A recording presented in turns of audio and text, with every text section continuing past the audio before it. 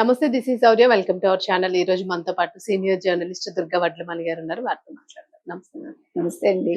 Ma'am, సమంతది marriage అయిపోయిందని update అంతా చూస్తున్నాం. ఓకే, హ్యాపీగా ఉండాలి అని అనుకున్నాము. అయితే ఫస్ట్ నుంచి కూడాను రాజ్ నెడుమూరు ఎక్స్ వైఫ్ ఎవరైతే ఉన్నారో శ్యామాలి గారు, ఆవిడ మెసేజెస్ పోస్ట్ చేస్తూ ఉన్నారు కొన్ని కొటేషన్స్ తోని. అది కొంతవరకు ఆర్జ్యం పోసింది. ఫ్యాన్స్ వాళ్ళ ఒపీనియన్స్ వాళ్ళు తెలియజేశారు. మొత్తానికి పెళ్లి జరిగింది. బట్ ఇప్పుడు ఆవిడ ఏంటంటే, అసలు నా మీద ఎవరో ఎలాంటి సింపతి చూపించొద్దు, వీటన్నిటికీ ఫుల్ స్టాప్ పెట్టేయండి, అందరూ హ్యాపీగా ఉండాలని నేను అనుకుంటూ ఉన్నాను, నాకు వేరే ఇష్యూస్ ఉన్నాయి, ఇది పెద్ద మ్యాటర్ కాదు, నాకు అసలు దీని గురించి మాట్లాడొద్దు అని అన్నారు.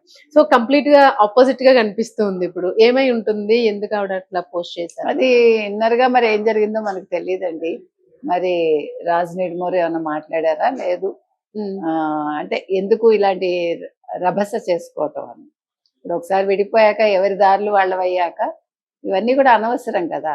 ఇప్పుడు ఏదైనా కూడా ఓపెన్ గా మాట్లాడగలిగితే మాట్లాడాలండి. ఎవరైనా సరే విడిపోయినప్పుడు సెలబ్రిటీస్ అయితే చెప్పగలిగితే చెప్పాలి, లేదు కామ్ గా ఉంటారు. అలాగే ఏ విషయమైనా అంతే. ఆవిడ చెప్పగలిగితే ఇగో నా భర్త ఇట్లా చేశాడు అని చెప్పాలి, లేదు మేము కలిసే విడిపోయాము, ఒక నిర్ణయం తీసుకున్నాని క్లియర్ గా చెప్పాలి. అంతేగాని అంటే ఒక ఇండైరెక్ట్ పోస్ట్ పెట్టడం వల్ల ఇప్పుడు ఆవిడ మీద సింపతి గెయిన్ అవ్వలేదు. ఒక రకంగా అందరూ కూడా సమంతని సపోర్ట్ చేశారు ఎక్కువ శాతం. కాబట్టి మరి ఆవిడ ఆలోచించుకున్నారా, తనకి తాను తరచి చూసుకున్నారా, నేను చేసింది తప్ప ఒప్ప అని, లేదు ఎవరైనా సలహా ఇచ్చారా మనకు తెలియదు.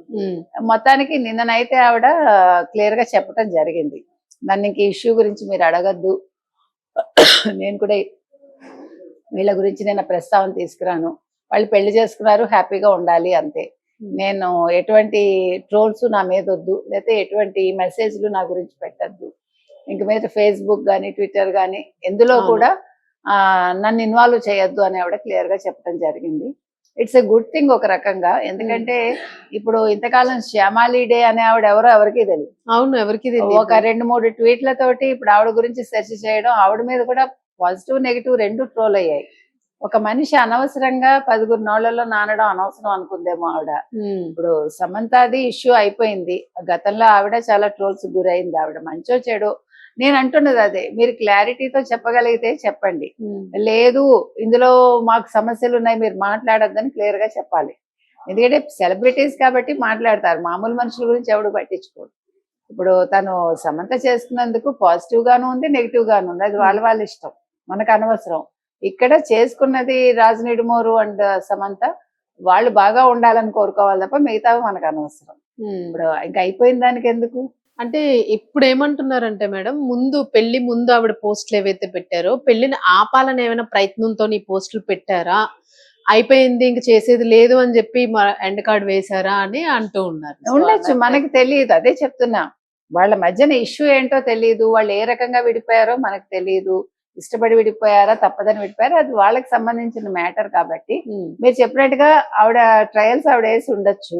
ఒకవేళ రాజు ఏమన్నా మారతారా అని, లేదు మాట్లాడదామని అనుకుందేమో ఆవిడ, అది వర్కౌట్ అవ్వలేదేమో, లేదు అవకాశం దొరకలేదేమో, మనకు తెలియదు. ఇప్పుడు కొన్ని ఎట్లా ఉంటాయంటేనండి, కొన్ని సంబంధాల్లో మనిషి ఉన్నప్పుడు కొన్ని పట్టించుకోరు, మనం కొన్ని మాట్లాడలేము, అంతకంటే వ్యాఖ్యానం కూడా మనం చేయడం అనవసరం.